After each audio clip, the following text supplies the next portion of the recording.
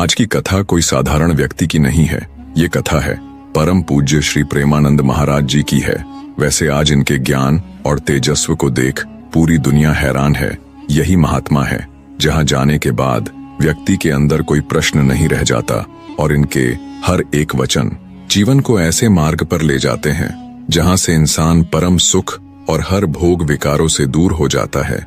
कई बार देखने को मिला कि इनके पास कोई दर्शन करने को जाता है तो वह इस दुनिया की मोह माया को छोड़कर पूजनीय महाराज जी के शरण में चला जाता है।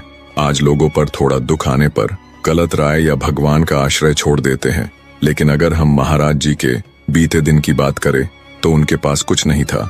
सबसे बड़ा सहारा था श्री राधा रानी के प्रति प्रेम और उनका नाम स्मरण।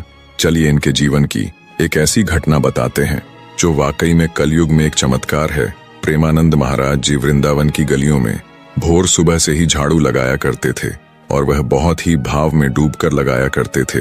उनका ऐसा मानना था कि वृंदावन प्रिया प्रियतम का स्वरूप है, इसलिए बहुत ही प्रेम से झाड़ू लगाते थे और झाड़ू लगाते समय ध्यान पूर्वक व्रज की रज को देखते थे।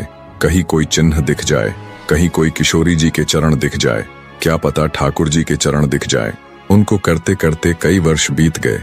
इधर किशोरी जी के मन में भाव आया कि हम नित्य वृंदावन में रास करने जाते हैं और पूरे वृंदावन को सुव्यवस्थित ये महात्मा करके रखते हैं और इनकी एक ही अभिलाषा है कि हमारे चरण चिन्ह इनको दिख जाए। ऐसे ही एक दिन किशोरी जी ने अपने चरण चिन्ह का दर्शन कराया। उन पावन चरण चिन्ह को देखकर प्रेमानंद महाराज के मन में विश्वास हो गया। हे श्यामा जू, अगर ये चरण आपके हैं तो निश्चित आप भी हो। जब आप चरण चिन्ह तक ले ही आए हो तो आप अपने भी दर्शन करा दो। अब तो ये स्थिति हो गई कि अब चरण चिन्ह नहीं, अब प्रत्यक्ष किशोरी जी को देखना है। लेकिन आपको बता दें, वृंदावन में लोगों का ऐसा मानना है जब तक सखियां अनुमति ना दें तो किशोरी जी के दर्शन नहीं हो सकते। इसलिए ललिता जी को मनाओ, विशाखा जी को मनाओ, यमुना जी को मनाओ। सखियां जब रीझ जाएंगी तो ही किशोरी जी के दर्शन हो सकते हैं। लेकिन किशोरी जी तो चाहती है कि उनको दर्शन दे।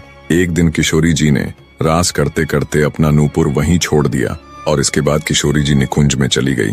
अब अगली सुबह का दिन हुआ। रोज की तरह महाराज जी ने अपनी झाड़ू उठाई और लगाना शुरू किया। संयोगवश महाराज वहीं पहुंचे जहां किशोरी जी का नूपुर पड़ा था।